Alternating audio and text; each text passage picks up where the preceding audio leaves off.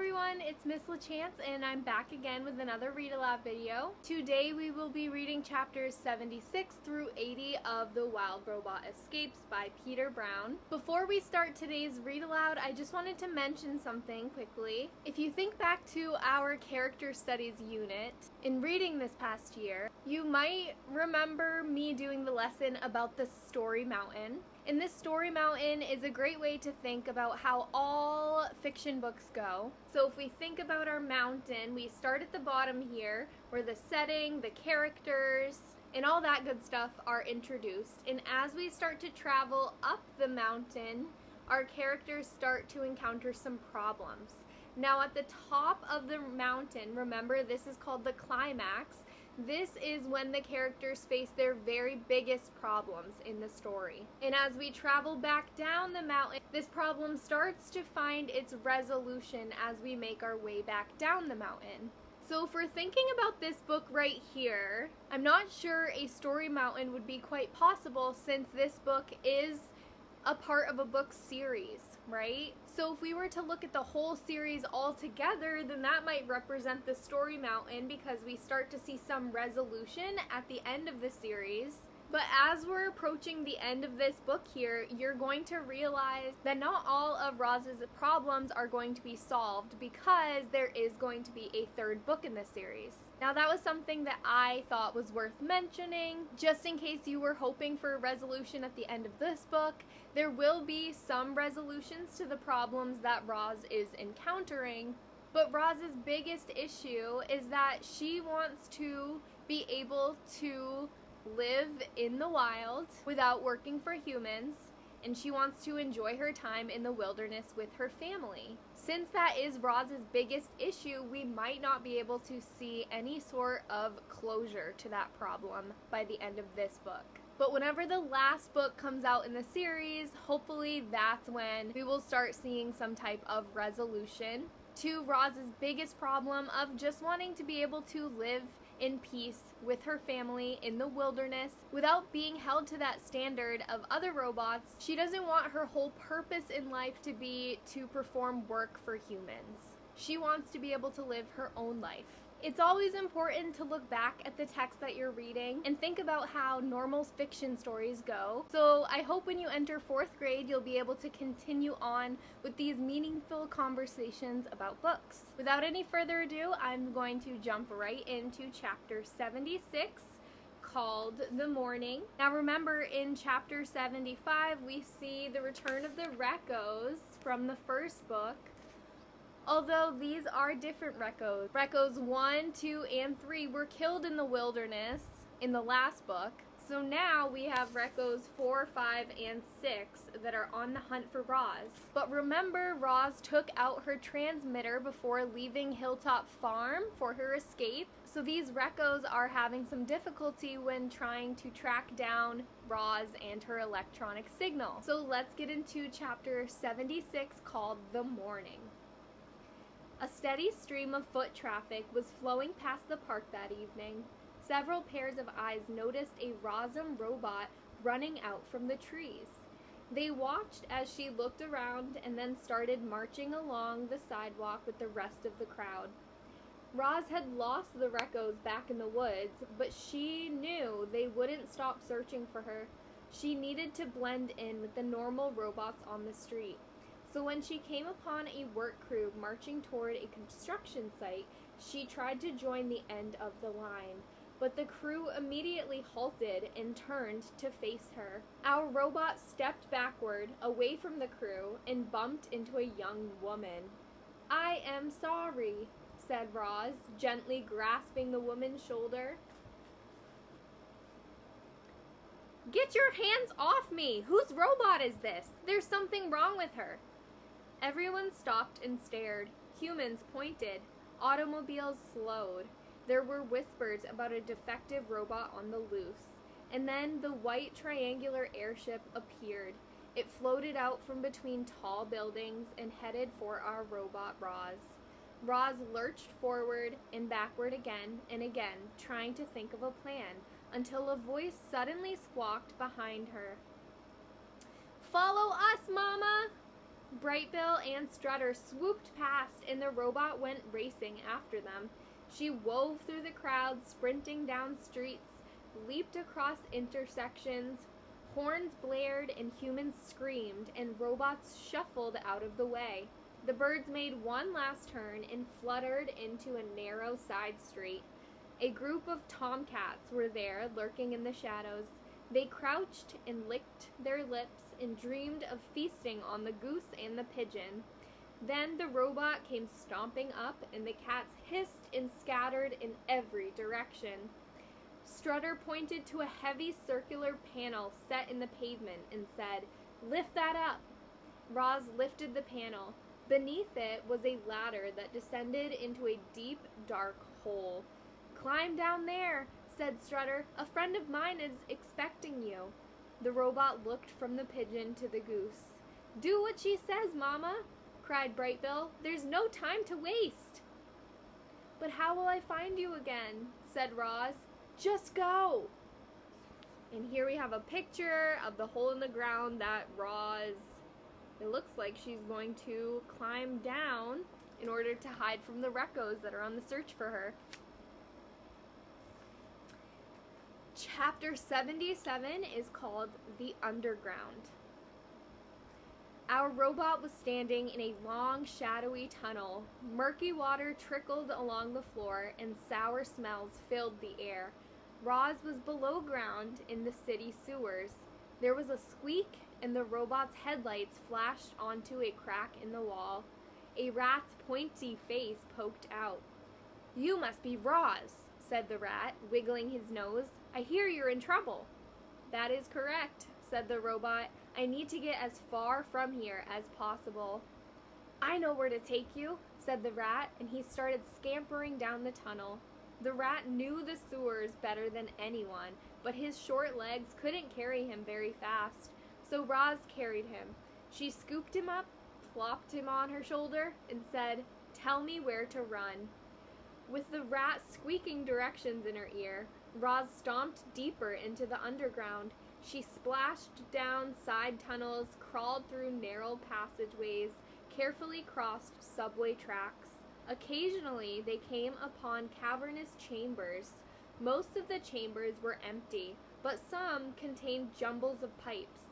The rat would scurry across the damp, dirty floor while the robot climbed the pipes as if they were trees. Mechanical sounds echoed out from some of the tunnels. Robot crews were hard at work. They spent their lives laboring below the city. Many would never see the light of day. Roz was curious, of course, but she dared not to spy on them. Those workers had no idea that a fellow robot was sneaking through their underground home. After traveling through miles of tunnels, the rat and the robot came to a dead end. A ladder was bolted to the wall and disappeared into a hole in the ceiling. "I don't know what you'll find up there," squeaked the rat, "but good luck." "It cannot be any worse than where I was," said Roz, placing him on the ground. "Thank you for your help." The robot gave the rat a quick scratch behind his ears, and then she climbed up to the street. Chapter 78 is called The Chase. The street was empty. No people walking, no robots working, no automobiles driving. Roz looked to the sky, hoping to see Brightbill or Strutter. But what she saw was a fleet of white, triangular airships. They were floating over the city, searching for the runaway robot, and they had just spotted her. "Rosum, Unit 7134, do not move." 3 robots zipped down from the ship on cables. They were Reccos 10, 11, and 12. Each held a rifle at his side, but they didn't fire their weapons.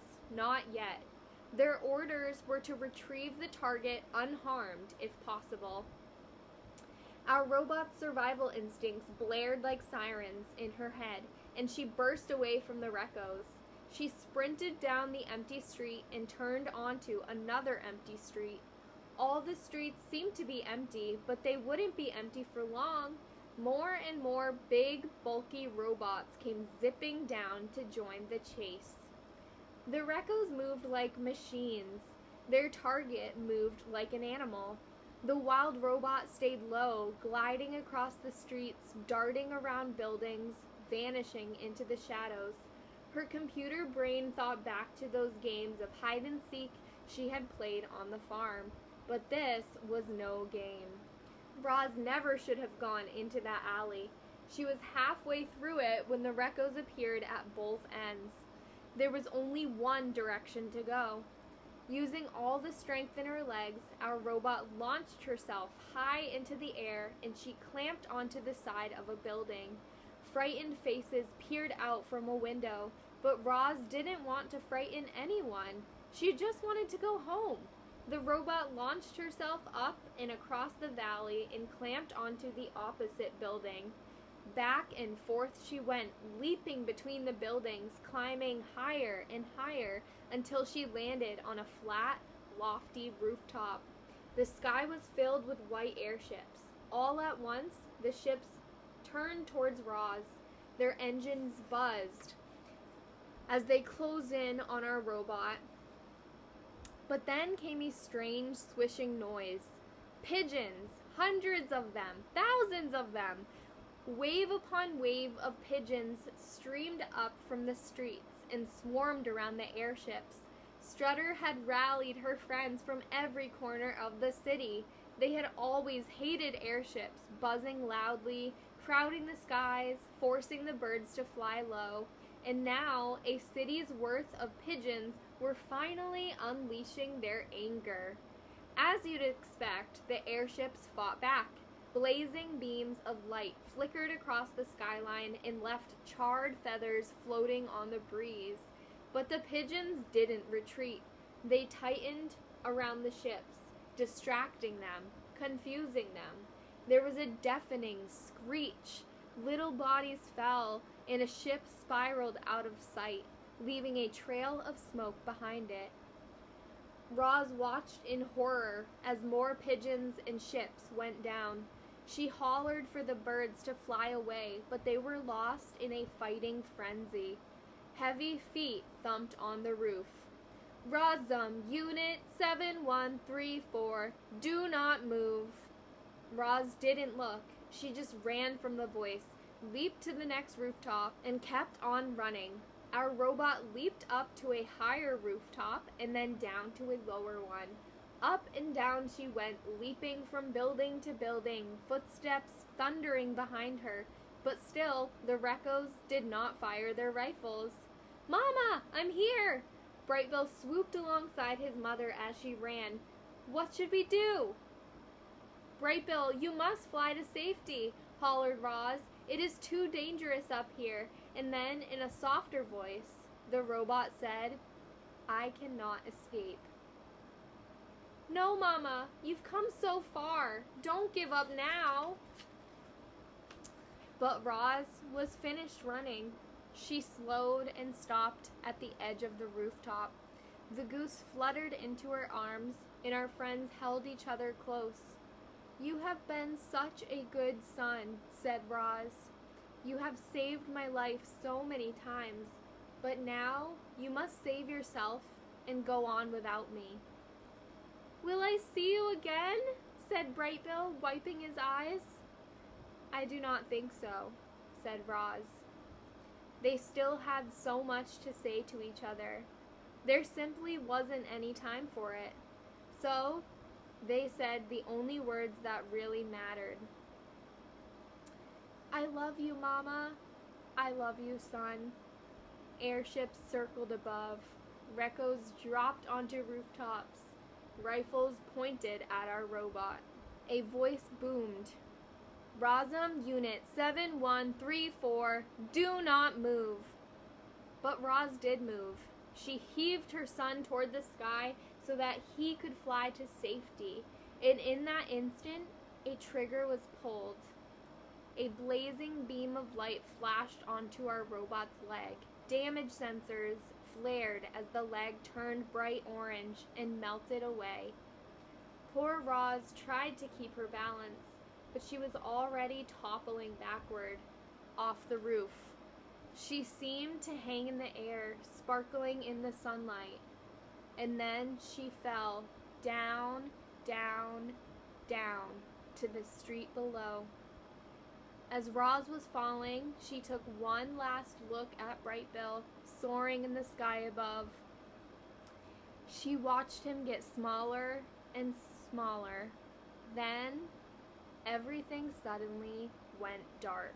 Now, you all know that I am a pretty emotional person, so I really had to try and choke back some tears that were coming to my eyes when reading through that chapter. We still have a little over 10 chapters left, but after reading this chapter, it sounds like Roz is beginning to lose all hope of being able to live a peaceful and happy life in the wild with her son and her forest friends. But after almost finishing 2 books with this character Roz, we know that Roz is determined and she is persistent and she is smart. So I think as readers, we are going to have to hold on to that hope for Roz, since Roz has seemed to lose some of it. So let's make sure that we don't lose that hope as we are approaching the end of this book. My goodness, Peter Brown has really gotten me attached to reading this book, or this book series. Before we start the next chapter, I forgot to show you the picture from the last page that we read,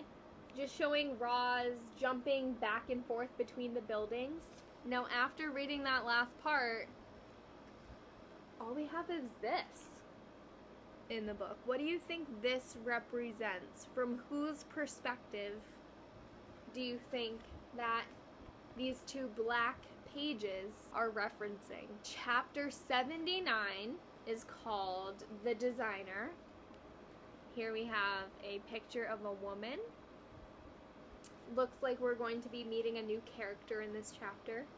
Roz awoke slowly. She was surprised to be waking up at all. The fall from that building should have destroyed her, and yet here she was. But where was she? Everything was dark and silent. Was this where robots go when they die? No. As her systems activated, the real world came into focus. She saw white walls and floors, and she heard the hum of machinery in the background. Roz was somewhere inside the robot factory where she had been made. A pile of robot parts laid on the floor. The parts were smashed and mangled. It took a moment for Roz to realize she was looking down at her own broken body. It took another moment for her to realize she was now nothing more than a robotic head. Her head was sitting atop an electronic box that powered her computer brain. Roz still had her thoughts and her voice, but without a body, she couldn't move. So she sat there, completely helpless, and waited for the makers to appear. The makers did not appear. Instead, Roz heard soft footsteps, and an old woman appeared. She was elegant, with white hair and red lipstick and black clothes. Flowery perfume wafted behind her. Every detail about the woman was neat and precise, except for her fingers, which were smudged with dark grease. "Welcome back, Roz," said the woman, wiping her hand on a rag. "I wasn't sure I'd get your computer brain working again. You took quite a spill out there. How do you feel?" Roz just stared. "You don't have to pretend anymore," said the woman. "I know you're not a normal robot. Everyone knows. You made that perfectly clear when you led the Rekkos on that wild chase through the city." Roz remained silent. "I watched the video of the chase. I don't know how you got those pigeons to attack our airships, but I'm more interested in the goose. You seem to be speaking with it. Can you explain this to me?" "The goose is my son," said Roz at last. "Is that so?" The woman arched an eyebrow. "Roz, I repaired your computer brain so I could talk with you. I want to know how you came to be this way. So let's talk. I'll begin by introducing myself. My name is Dr. Malovo. A long time ago, I fell in love with computers and robots, and I created a company called Tech Lab Industries. Since then, millions of robots have been produced right here in this factory, and I've designed every last one of them. Mr. Malovo leaned forward. Roz, I designed you. And chapter 80 is called The Beautiful Glitch. Now, you guys are all growing up in the age of technology. When you think of the word glitch, what do you think of? Go ahead and comment in the comment section below. If a video is glitching, or if there's a glitch in the game, what does that mean? And what do you think this chapter is referencing when it's titled The Beautiful Glitch? First of all, what do you think the glitch is that Peter Brown is referencing in this book? And how could it be beautiful? I'm curious to know your thoughts as you guys are entering 4th grade. You are going to be expected to talk about reading, and you are also going to be expected to talk about the text, but more importantly, talk beyond the text. Each book has a deeper meaning, a deeper purpose. And the comment section below is a great place for you to practice this talking about books. Let's jump into the last chapter of today, chapter 80, The Beautiful Glitch.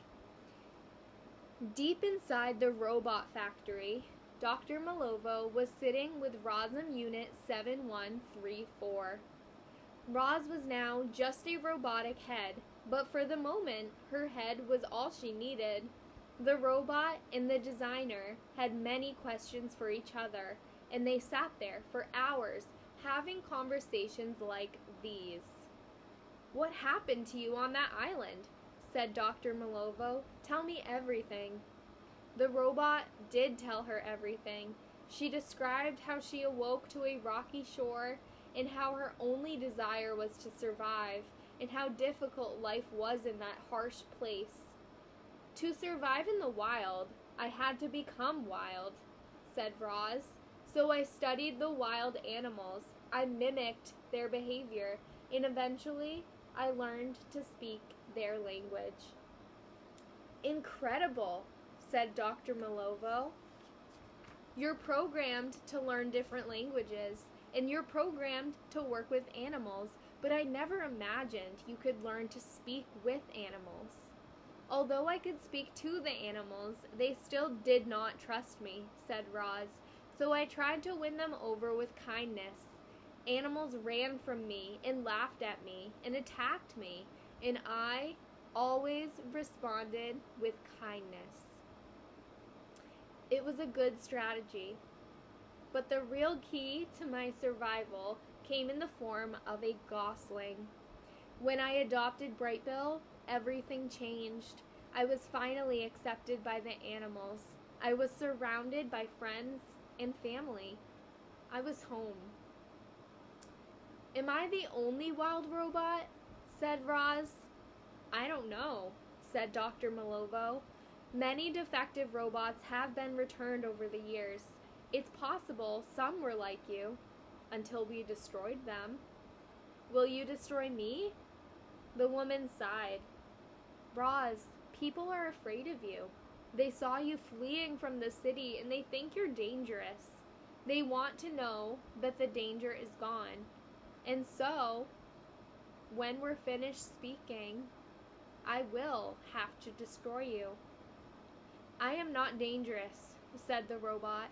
"That part of my programming has never failed. Even if I wanted to be violent, I could not." "Have you ever even wanted to be violent?" "No. Every problem has a peaceful solution. Violence is unnecessary."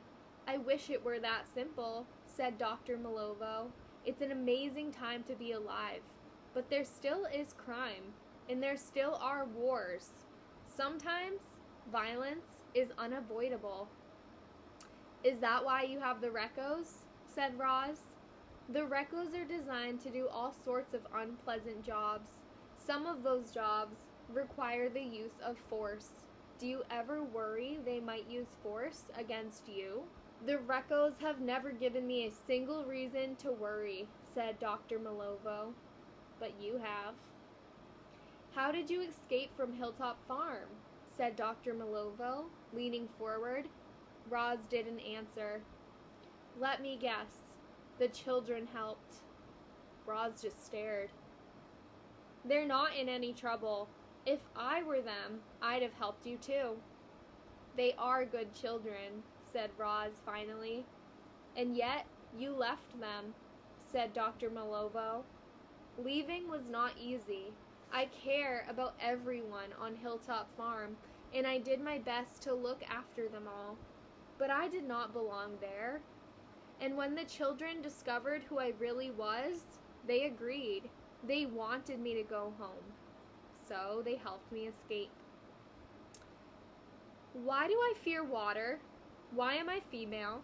Why was my body designed this way? Why does my computer brain know some things and not others? Why? Dr. Malovo laughed. Why do you need all the answers? You programmed me to learn, said Roz. I am simply trying to learn about myself. The woman shifted in her seat. Those questions are more complicated than you realize. There are countless little considerations that go into designing any robot. I have to determine the robot's size and strength and appearance. I have to give the robot the proper programming and computer brain. I have to predict how people will react to the robot. I have to imagine everything that could possibly go wrong. But all my decisions are guided by a single question. What is the robot's purpose? Quietly, Roz asked her designer, "What is my purpose?" I'm sorry to disappoint you, Roz, but you don't have some grand purpose. Like all other Rosm robots, you were designed to work for humans. That's it. The robot thought for a moment. Then she said, I once suggested to a group of wild animals that my purpose might simply be to help others. The designer thought for a moment. Then she said, when you put it that way, your purpose does sound rather grand, doesn't it? How would you feel if someone said you could never go home to your family? Asked Roz. Dr. Malovo smirked. Nobody would say that to me. I've spent my whole life creating robots. I never had time for a family. You created me, said Roz. In a way, I am your child and you are my mother. I am not your mother, said Dr. Malovo flatly. I am not your mother, repeated Roz. Those were my very first words to Brightbill. But I was wrong. The woman stroked her chin. Up on the rooftop, before you fell, what were your very last words to Brightbill? I told him I loved him. How do you know your feelings are real? Said the woman. How do you know your feelings are real? Said the robot. Your brain might be defective, said Dr. Malovo, but it is certainly fascinating. I did not choose to be this way, said Roz, but this is who I am. You would be wild too if you had been born and raised in the wilderness. Maybe I am defective. Maybe everything I have experienced is the result of a glitch. But if so, what a beautiful glitch. I have my own thoughts and feelings. I made a life for myself. I have a son. Brightbill is somewhere out there right now, wondering if he will ever see his mother again. Dr. Malovo, you do not have to destroy me. You can fix me, and I will return to my island. In this city, will never see me again. I promise. I just want to go home. Please help me. There were tears in Dr. Malovo's eyes. The old woman had heard enough. Without a word, she reached behind Roz's head and pressed the button. Click! And I'm going to leave you on that cliffhanger. In the next Read Aloud video, we will be reading chapters 81 through 85. We have 10 chapters of our book left, followed by an epilogue. So remember, in some chapter books, most of the time they might be some higher level chapter books like this one. Sometimes there is a prologue and an epilogue in a book. We've talked about this a few times in 3rd grade, but a prologue is a part of the book in the beginning. It could be a scene that is setting you up for the book, or it could be an introduction of some important characters. Now, the epilogue is at the end of a book, and usually the epilogue is setting you up for the next book in the series. So in the next Read Aloud video, I will be reading chapters 81 through 85. And in the very last Read Aloud video for this summer series, I will be reading chapters 86 through 90 and the epilogue that the author has left for us at the back of the book. These last few chapters have definitely given us a lot to think about as readers. The biggest question being, what is the purpose of a robot? Now, good readers are able to connect to books. So this question of what is the purpose of a robot got me thinking of what my purpose would be. And I was able to think of a few different purposes that I might have in my life. One of those purposes is what I do for my job. One of my purposes in life is helping to educate children. I always said in the 3rd grade classroom that if I could teach you anything, I hope I can teach you how to be kind, as that is another one of my purposes. Another one of my purposes in this life is to spread kindness and positivity to try and make the world a little bit better. This is a big question to think about, especially when you're 8, 9, 10 years old. But if you're able to think of a purpose that you might have in your life, maybe you like making people laugh, okay? Maybe you're a really good cook and you like sharing your recipes with other people. I want you to take a few minutes to think to yourself about what your purpose might be. You have all left an extremely positive impact on me, and you all have a purpose in this life. So on that note, I will leave it there. Please feel free to comment about any of the questions I have asked throughout this video. Thank you very much for watching, and I will see you in the next Read Aloud video where I read chapters 81 through 85 of The Wild Robot Escapes by Peter Brown. Bye, friends!